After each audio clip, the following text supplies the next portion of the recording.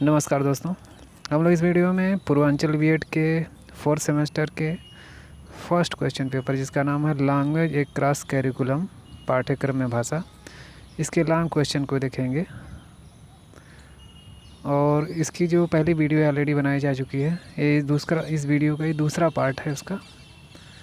और इसमें आपको पहले से ही बताया जा चुका है कि जो लॉन्ग क्वेश्चन है उनकी जो मुख्य हेडिंग्स है और मुख्य अवधारणाएं हैं, कुछ परिभाषाएं उनको बनाया गया है जिससे कि आप आसानी से पूरे क्वेश्चन को लिख सकें।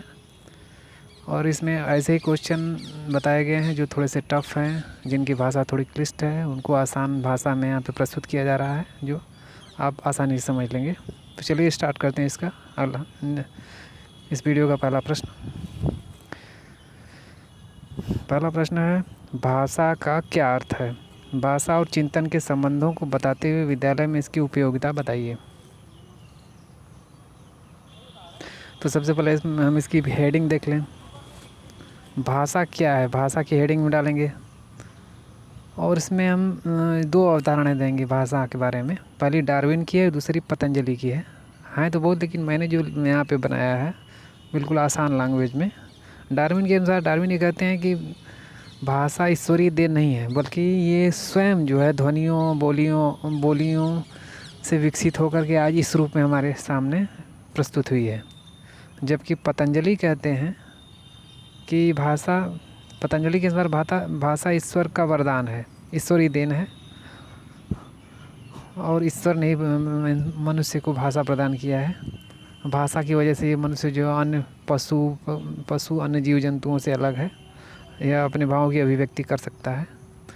तो ये थोड़ी सी इसकी जो की कॉन्सेप्ट है। इसके अलावा पतंजलि और डार्विन के बारे में बहुत सारी चीज़ें बढ़ा करके एक आधा पेज लिख सकते हैं। दूसरी हेडिंग होगी भारतीय दृष्टिकोण। भारतीय दृष्टिकोण में 2-3 राइटर के नाम आप दे सकते हैं। पहले हैं भोलानाथ तिवारी, दूसरे हैं पतंजलि और तीसरे हैं गांधी। भोलानाथ तिवारी के अनुसार जो है, यहाँ थोड़ा से स्पेस कम था, बाद में ये कॉन्सेप्ट लिया गया है। ये कॉन्सेप्ट इनका यहाँ पे है।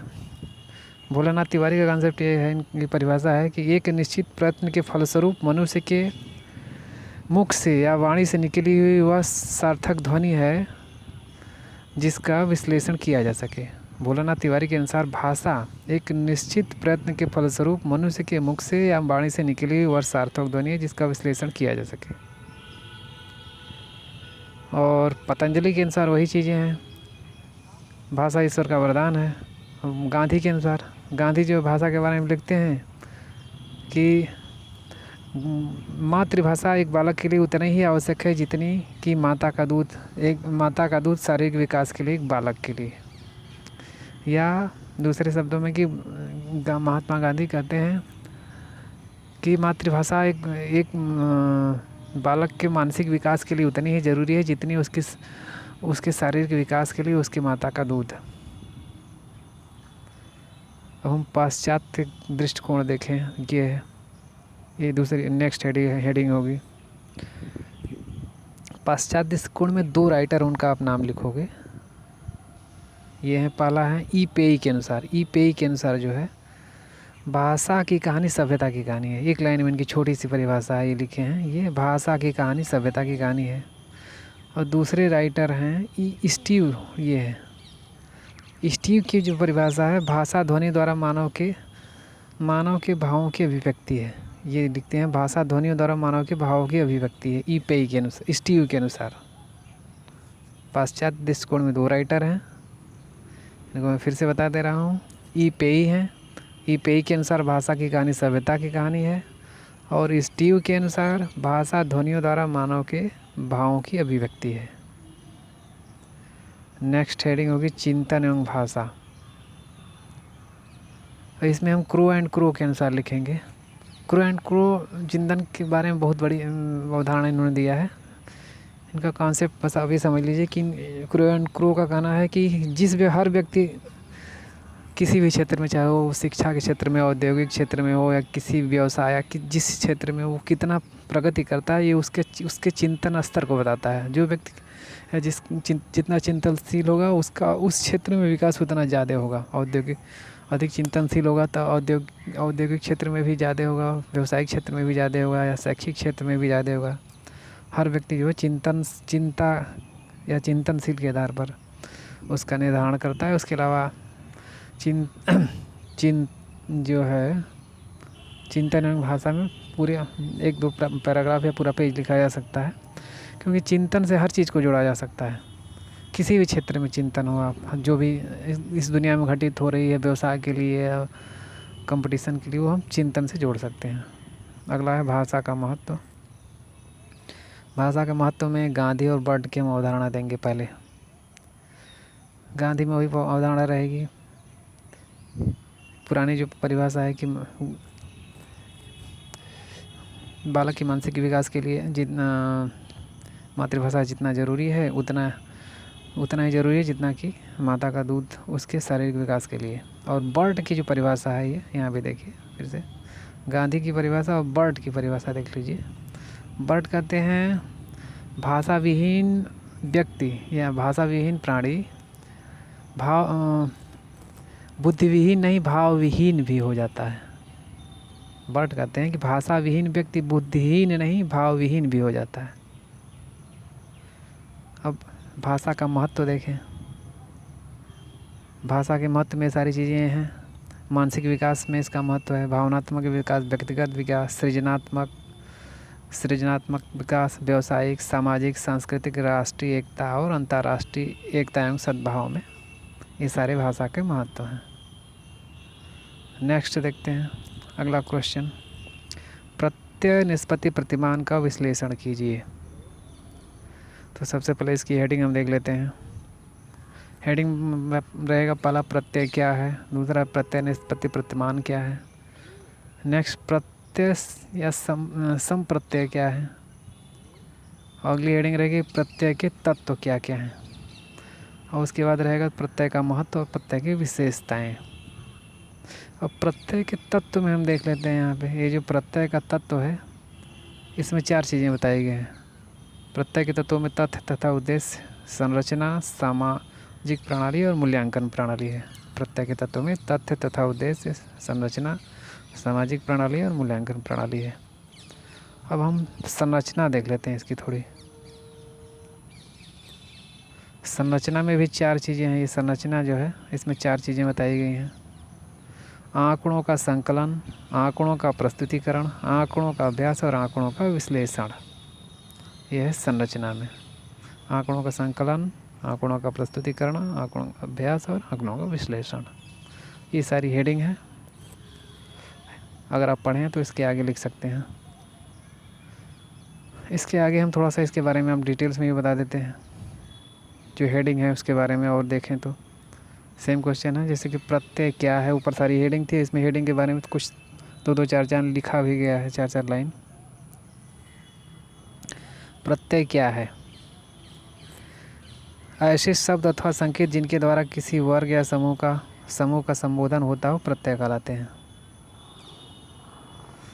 नेक्स्ट, प्रत्यय निष्पत्ति प्रतिमान क्या है? इस प्रतिमान का विकास 1956 में J.S. ब्रूनर तथा जार ऑस्टिन ने किया था। प्रत्येक व्यक्ति के अंदर आसपास के वातावरण से को लाभान्वित आसपास के वातावरण को भली भांति समझने की क्षमता होती है, अतः वह वातावरण में विद्यमान जटिलताओं और दुर्बलताओं को भी समझता है।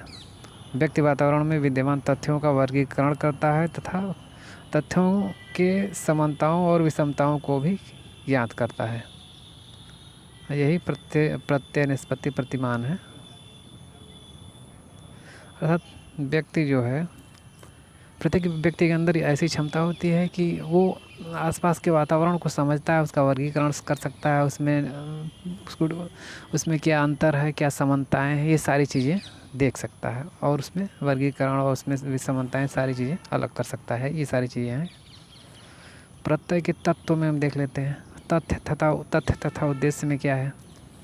इसके अंतर्गत विद्यार्थियों में विशिष्ट प्रत्यय का विकास किया जाता है। विद्यार्थियों को इस योग्य बनाया जाता है जिससे उनके अंदर की प्रत्यय का विकास हो सके, चिंतन संबंधी नीतियों का विकास हो सके। इसके अलावा विद्यार्थियों को प्रत्यय के प्रकृति के विषय में भी जानकारी दी जाती है जिससे वे वस्तुओं के गुणों के आधार पर उसका वर्गीकरण कर सके। प्रत्यय की परिभाषा देखें। कोई भी घटना, व्यक्ति, वस्तु अथवा स्थान जिसमें कुछ विशिष्ट गुण होते हैं तथा जो उद्दीपन के लिए कार्य करते हैं प्रत्यय कहलाते हैं। कोई भी घटना, व्यक्ति, वस्तु अथवा स्थान जिसमें कुछ विशिष्ट गुण होते हैं तथा जो उद्दीपन के लिए कार्य करते हैं प्रत्यय कहलाते हैं। अब शब्दकोश के अनुसार परिभाषा देखें।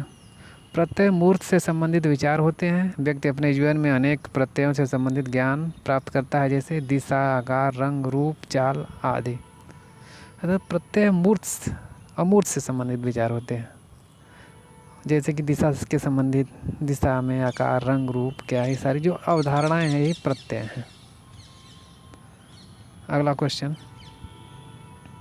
छात्र केंद्रित शिक्षण विधियां कौन सी हैं?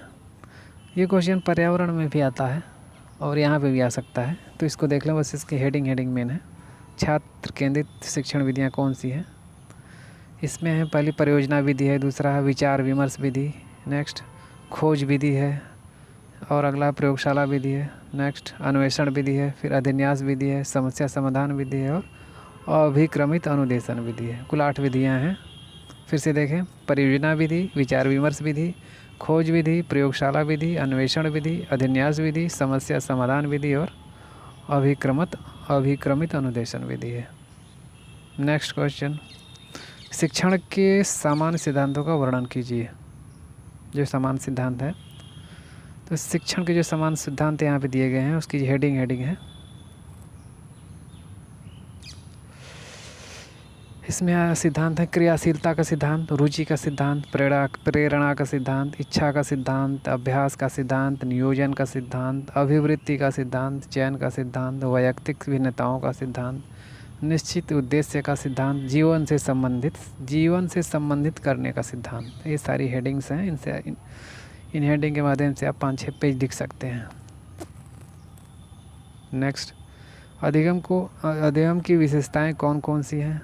यहाँ अधिगम की विशेषताओं के बारे में पूछ रहा है। अधिगम की निम्नलिखित विशेषताएं होती हैं। यहाँ पे भी जो मुख्य विशेषताएं दी गई हैं, सीखने की तत्परता पहला है, दूसरा खोजने की रुचि में अभिरुचि, इच्छा, बोध, संलग्नता, धैर्यशीलता, भाषा का ज्ञान और अभ्यास। ये जो हैं अधिगम की सामान्य विशेषताएं हैं। इनके आधार पर आप पूरे 5-6 पेज आप लिख सकते हो। सारी हेडिंग ही हैं। इनको फिर से देखते हैं। खोजने की तत्परता, सीखने की रुचि में अभिरुचि, इच्छा, बोध, संलग्नता, धैर्यशीलता, भाषा का ज्ञान और अभ्यास। इसमें 2 क्वेश्चन आते हैं, क्योंकि अधिगम की बुनियादी परिस्थितियाँ पूछ सकता है। इससे अधिगम की विशेषताएं हो गई और बुनियादी परिस्थितियों में भी दोनों चीज़ें आप डाल सकते हो जो याद आ जाए, या सारी चीज़ें एक ही साथ डाल सकते हो। जो बुनियादी परिस्थितियों देख लेते हैं। तो सबसे पहले छोटी सी परिभाषा यहाँ पे दी गई है, उसको देख लें। परिभाषा ये है, अधिगम अस्थायी व्यवहार परिवर्तन की प्रवृत्ति है जो पुनर्बलन का परिणाम है। अधिगम क्या है? अधिगम अस्थायी व्यवहार परिवर्तन की प्रवृत्ति है जो पुनर्बलन का परिणाम है।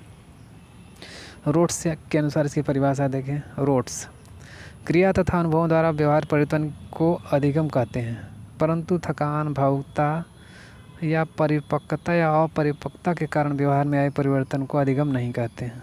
ये रोड्स के अनुसार है। अब बुनियादी अधिगम की 5 अवस्थाएं होती हैं। इनके आधार पर ये पूरी हेडिंग है। आप पूरा पेज लिख सकते हो, लेकिन जो मुख्य 5 अवस्थाएं ये जानना जरूरी है। पहला है समीपता, दूसरा है अभ्यास, तीसरा है पुनर्बलन, चौथा है विभेदीकरण और 5वां है सामान्यीकरण। बुनियादी अधिगम की जो 5 अवस्थाएं हैं, पहला समीपता है, दूसरा अभ्यास, तीसरा पुनर्बलन और चौथा विभेदीकरण और 5वां है सामान्यीकरण। समीपता का सिद्धांत जो पावलाव ने दिया था। अभ्यास का सिद्धांत थार्नडाइक के अनुसार उसमें वर्णन, अब मतलब ये चारों सिद्धांत है। उसमें पावलाव राइटर का नाम आप दे सकते हैं। उसमें कई लोगों के उदाहरण हैं, लेकिन ये जो 3 मुख्य हैं, समीपता में पावलाव का नाम डाल करके आप पूरी परिभाषा लिख सकते हैं। अभ्यास के सिद्धांत में थार्नडाइक मुख्य है और पुनर्बलन सिद्धांत में BF स्किनर का योगदान बहुत महत्वपूर्ण है। उसके अलावा विभेदीकरण, सामान्यीकरण, पूरा ये 5 हेडिंग डाल करके टोटल टॉपिक आप कंप्लीट कर सकते हो। नेक्स्ट क्वेश्चन, पाठ्य योजना निर्माण में विभिन्न क्रियाओं तथा अवस्थाओं के उपयोग के बारे में बताइए।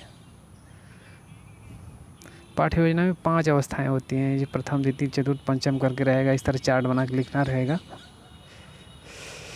जिस प्रथम अवस्था में समस्या के प्रति पृष्ठ, ये हेडिंग, ये लेफ़्ट साइड और राइट साइड में ऐसे ही रहेगा, ये ऐसे रहेगा। और यहाँ पे समस्या के प्रति पृष्ठ, इसमें पूछताछ क्रिया की जाती है बालकों से।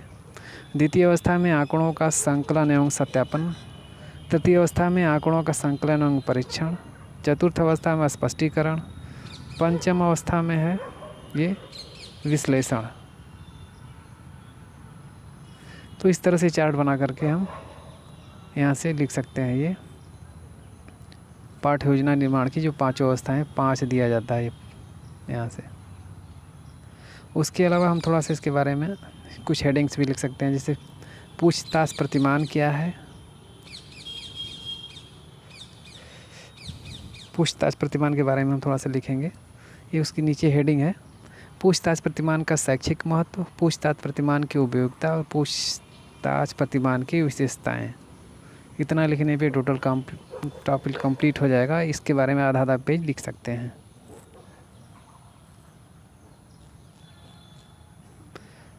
नेक्स्ट, पियाजे के अनुसार संज्ञानात्मक विकास की अवस्थाओं को प्रस्तुत कीजिए। पहले संज्ञानात्मक विकास को हम देख लेते हैं क्या क्या है थोड़ा सा। पियाजे ने संज्ञानात्मक विकास की 4 अवस्थाएं बताई हैं। बालक जन्म से लेकर प्रौढ़ावस्था तक सीखता रहता है और उसके सीखने और संज्ञानात्मक विकास करने की अवस्थाएं भिन्न भिन्न आयु वर्ग में भिन्न भिन्न होती हैं।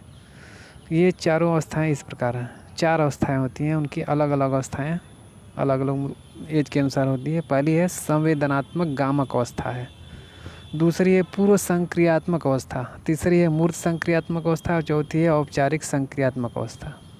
ये चारों जो हैं पियाजे के संज्ञानात्मक विकास की अवस्थाएं हैं। इनकी इन चारों हेडिंग के आधार पर आप एक लॉन्ग क्वेश्चन लिख सकते हो।